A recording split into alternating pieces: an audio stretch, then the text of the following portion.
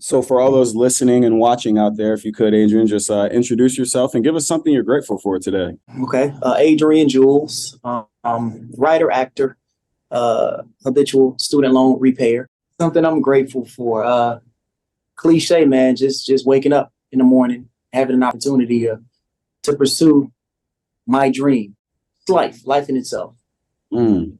And man, let's talk about that dream. When did that dream become a goal for you? Like at what point in time were you like, you know what? I got these student loans. Let me figure out something that I could do so down the line I could pay these student loans off. Like what's it? Talk to me about Hey, formulating that dream, man. listen, Sally Mae was never a priority for me, or repaying them was never a priority. The dream, man, I growing up, it was sports, basketball in particular. And growing up in South Florida, everybody plays football. So I played football. I happened to be really good at it. Went to California at 18, Pierce College, JUCO. I went JUCO because I didn't have the grades to go D1. And my freshman year, man, I did some extra work. So background work on set of a television show to make some money because, JUCO, you don't get scholarships. There aren't scholarships. There's no money. So you got to figure out how you going to eat. So I did some extra work and I'm on set, man, just watching all the inner workings, producers, directors, actors moving around. And I said, I think I want to do this. I think I'm done with football. I want to act. And at 19, man, I started to pursue it. Wow. So I know. let's talk about yeah, because a lot of people have these dreams or these goals. They see something that they want, but they're like, that's not me. I Yeah. can't do that. So talk to me, I guess, if somebody was in your previous situation, like they had a dream or a goal or something that they wanted to do, but those doubts, what were some things that you did to overcome those doubts and those fears of jumping into something new like that? At 19, man, I was much more of a risk taker. I'm glad I did it at 19 because at 19, you live in life, you're invincible. Nothing could happen, nothing could go wrong. I'm health wise, I'm at the prime of my life. You almost have to be you have to teeter the line of arrogance and confidence in this business. And I think that goes to any business. You have to be confident enough to know that the no's are going to be rampant, man. In this particular business, you get told no more than you get told yes. So you have to understand that, and you have to have your goals in line, the things that you're willing to do, not willing to do. And if it's fame, if you come into this to be famous, it's gonna be tough, man. It's gonna be stressful. So you have to fall in love with the art, the journey, the process, the work, and trust that it'll happen. And that's very relatable to sports because the sports business is very similar. You're definitely going to get shut down a whole lot more than you're going to have opportunities come. I believe it. I believe Yeah. it. I just had a conversation with a good friend of mine who's a composer, and I was kind of venting. I was venting to him about this business in particular. It's not a talent-based business. So as an athlete growing up, it's like if you can play, if you can hoop, if you can ball, you're gonna play. It's political in sports, but coaches want to win at the end of the day. So if you can play, you're gonna play. And acting in this business, it's not a talent-based thing. You could be the best actor in the world, right? If you can't audition, you'll never book something. No one will ever be able to see that talent. So it's interesting coming from a sports background and into this. It's been a hell of a transition. Hell of a transition. So if you could, for those listening and watching out there, can you explain or maybe go into greater detail about how the film industry is parallel or the same or has similarities to business? Because a lot of people might not be able to necessarily connect those dots. So if you could explain what are some things that are parallels between the film industry and business, and how does that work, and how does that relate to entrepreneurship? So if you think about it, right, Coca-Cola is a brand. You know the brand. It's marketed. It's a brand. It's a name brand. In this business as an actor, Adrian Jules, am the brand. So I have to market myself. I have to put myself in front of people for opportunities, but I am the brand. I work for me. And in terms of being an entrepreneur, it's fulfilling, man, to when you work for yourself, you make the decisions for yourself. Of course, you have agents, managers, but for the most part, they work for you. It's a fulfilling thing for me to know that whatever I do, it was a choice that I made. No one forced me to do it. And you got to work for yourself, man. You have to build something that can't be easily broken down. Like we all have had 9-to-5s. But just building a foundation and believing in you and investing in you, man, it's in terms of business and entrepreneurship, it is something that I'm glad I did. So why is it, let's dive deeper more into that. Why is it that the average person who has a 9-to-5, why do you believe that they should have some sort of entrepreneurship vehicle attached to what they're doing? Why is that important? In your opinion? Surrounding ownership has been one that's been going around for the past few years. It's owning certain things and working for yourself, because if you're investing in self and you're building something for you, no one can take that away from you. I'm not going to fire Adrian Jules ever. It's tough. It is very, very tough. It's not easy. It's not for the faint-hearted, but your livelihood isn't dependent on someone else. So building your own and owning it and working for you, man, as tough as it is, it's rewarding. It's rewarding. Because is there truly job security when you work for somebody else or a corporation? Nope. Right? Yeah, I don't know. Is it? We don't know. You are replaceable. You're just the next man up. You're just a number. So at least if you work for yourself, man, that eliminates that option, that you being irreplaceable. It eliminates that. So how does balancing act, right, of having a full-time gig and having an entrepreneurial vehicle, or maybe you are in that entrepreneurial vehicle full-time, how do you go about balancing the personal life and the personal relationships surrounding your life, right? Because we all, mental health has become a big thing, right? So when you're grinding, pushing the pavement, trying to build something, trying to grow something, trying to still keep your head above water, right? How does that take away or influence? I don't want to lead you to a certain way, but how does that influence the relationships that you have? Man, I've sacrificed a lot of personal relationships. I've missed a lot of birthdays. I've seen nieces and nephews grow up like before my eyes. I'm on the grind, head down, I'm focused, and I get back and they're like 7, 8 years old, almost as tall as me. Like most things in life, in order to be really good at it and to attain success, if you're a trust fund kid, then yeah, different story. But if you're building it from the ground up, you're going to have to make sacrifices. So I sacrificed a lot of time, man. A lot of time. And it's hindered certain relationships, but your tribe, your group of people who understand the vision, they're not going anywhere because they're with you. They want to see you succeed. But man, just time. I've missed out on a lot. The clubbing, the parties, the birthday parties. It's like I've missed that, and I've done it. I've worked a 9-to-5 and still been an actor, still written. So let's say I was at work. I would work overnight. I did an overnight shift because I was able to audition in the morning. So if I'm free during the day, I can audition. If I have to shoot, I have to shoot. But let's say I work from 11 p.m. to 7 a.m. and I book a commercial and my call time is 8:30 a.m. So I'm going straight from work to set, no sleep. And I'm on set for 10, 12 hours. I leave set, I'm going right back into work. So I'm missing out on it's how bad do you want it? It's really how bad do you want this thing that you say you want? No one's going to give it to you, man. Not in this business. It won't be handed to you. You gotta make some sacrifices. And the ones that do and are consistent are the ones that I guess, quote unquote, make it. Yeah,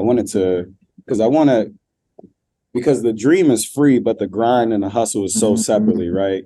So you talked about you had that dream at 19, but there's a huge gap of time in between there, right? Yep. So what is, I guess, maybe it could be one situation that really stood out to you as a pivotal moment where it basically highlighted some of the skills or it highlighted some of your weaknesses or something that you needed to learn, right? Most failures are packed with a lesson, but it's up to us to kind of uncover that. So what was, I guess, something during your journey that really like kind of hit you over the head? Like, oh my goodness, like I'm gonna have to really like grind and work and yeah. As an actor, man, LA humbles you very quickly. If LA is a humbling place for actors, I think, because it's every pretty person from a small town nationwide. So if your mantra or your thought process is I'm the most handsome guy in LA, I got this. You walk in an audition and it's 25 guys that look just like you.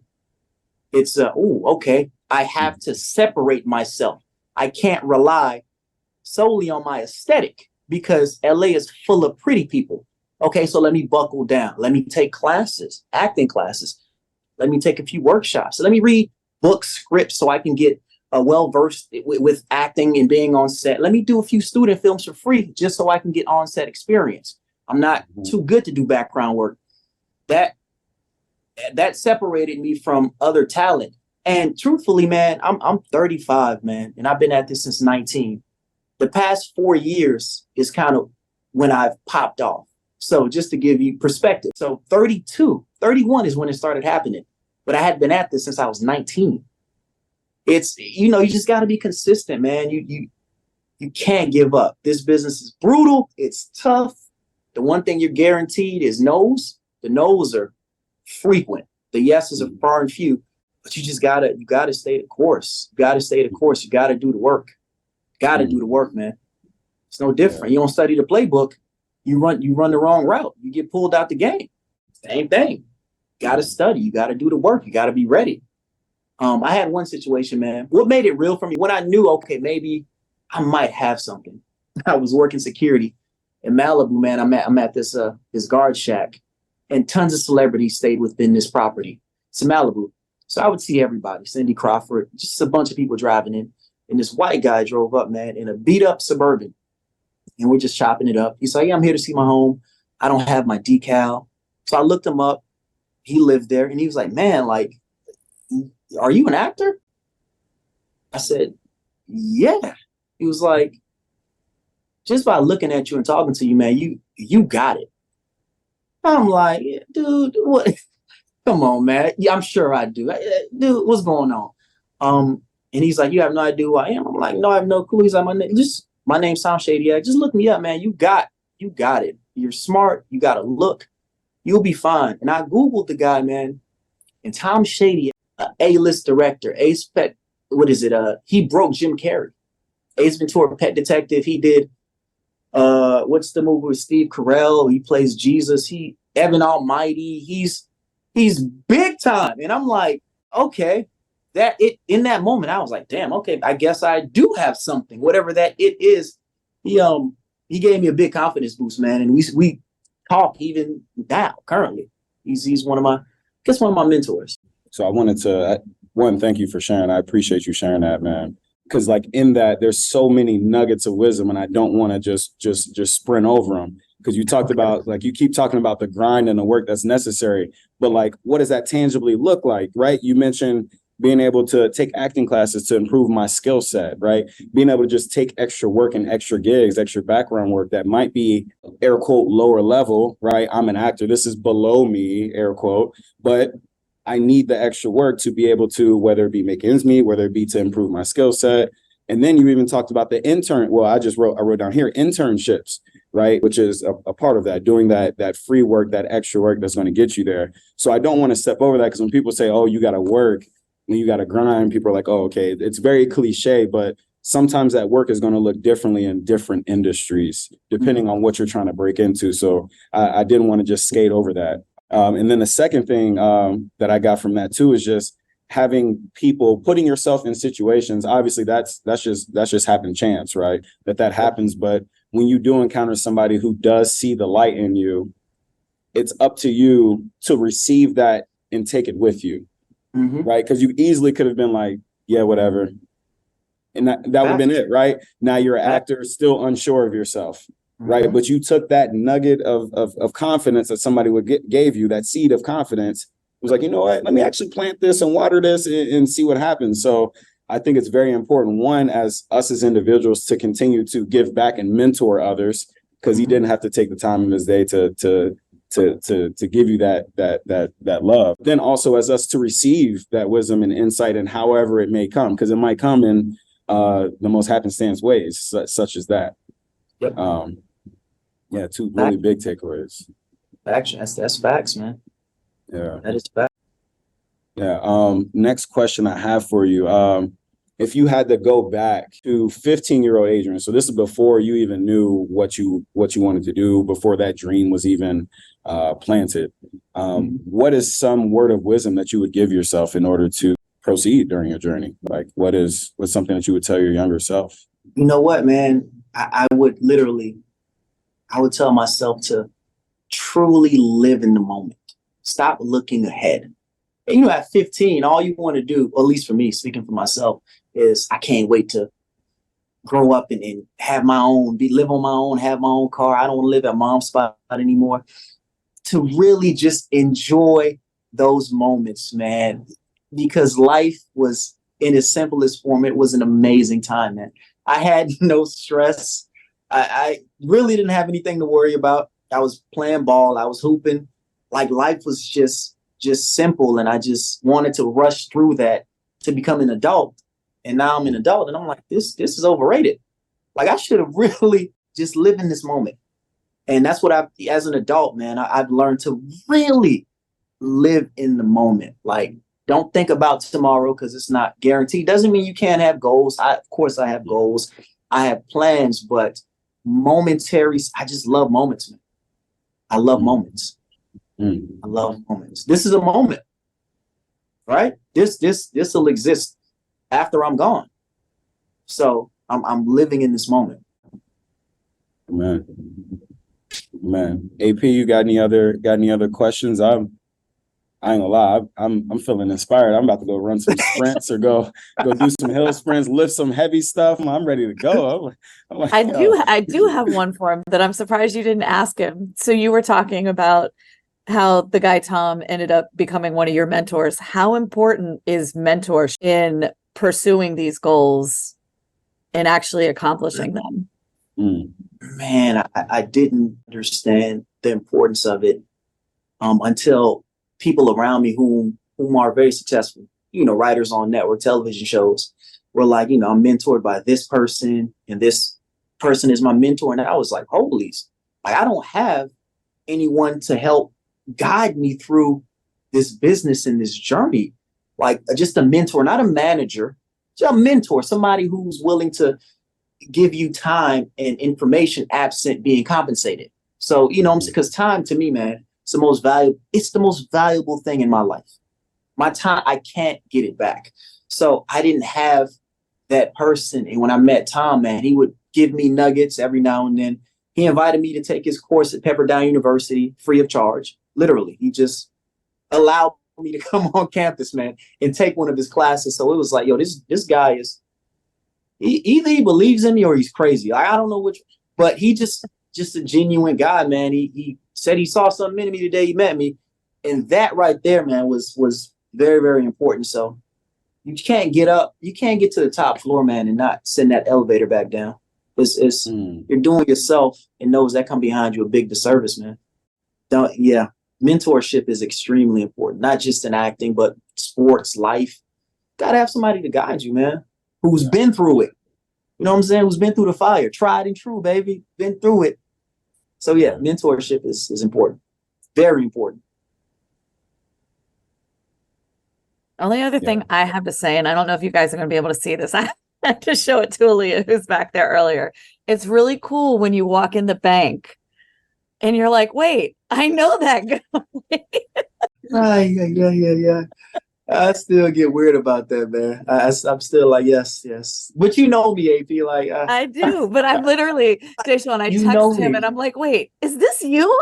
Is this like, you? Yeah, I'm still trying to get used to. I'm not a celebrity by any stretch of the imagination, but like, I've been places, people see me, and I'm like, I still, yes, that is me. A little bit. Yeah. I'm like, I don't want to be famous. Truthfully, man, God honest truth, man. If I if I could just figure out a way to get the money absent the fame, I would do it, man. I don't want to be famous. I want to I'm a southerner, man. I want to chill. I want a normal life. But I love the art. I love acting, but that still makes me, Adrian, I saw you. Thank you. Now I have a face to go with every text I sent him. Like, wait, you? I don't love it. I don't love that. Believe it or not. I'm like, thank you. But we love getting to see your face out there because it means that you are succeeding. Yeah, thank you. I appreciate it. I do appreciate. I'm blessed. I am certainly blessed. Yeah, I don't take it for granted either. Truly blessed. Yeah. So that's me in a nutshell, guys. All right.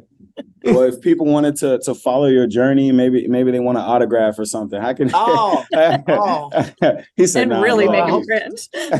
I hope not. Oh, I don't. On Instagram, it's at the Adrian Jules, TheAdrian Jules. And honestly, if people have questions about the business acting, man, I'm an open book. I answer questions. I answer DMs because when I was coming up, man, I didn't have too many people to lean on to ask about this business. So I'm big on just giving you information. I don't hoard information. Not my thing. And I can say firsthand that he does respond. I have no idea how he and I connected on social media, but we definitely talked on social media long before we actually met in person. No, how the heck did that Weird, happen? right? Yeah, I've never thought about that until now. I was trying to tell people how I know you, and I'm like, I don't know. It's through Instagram, but I don't know who followed who or how we connected or why we started talking. Yes. He's a real down-to-earth person who does clearly respond to messages. All And the time. who knows, Man. years later, you may have a really great friend. Yeah, I'm telling you, you never know. Shoot that shot. Take your chance, man. Nothing to lose. Power of Nothing to networking, lose. just reaching out, man, for sure. Yeah, Very important, brother. Yeah, networking is everything. Networking. Got to network. Got to.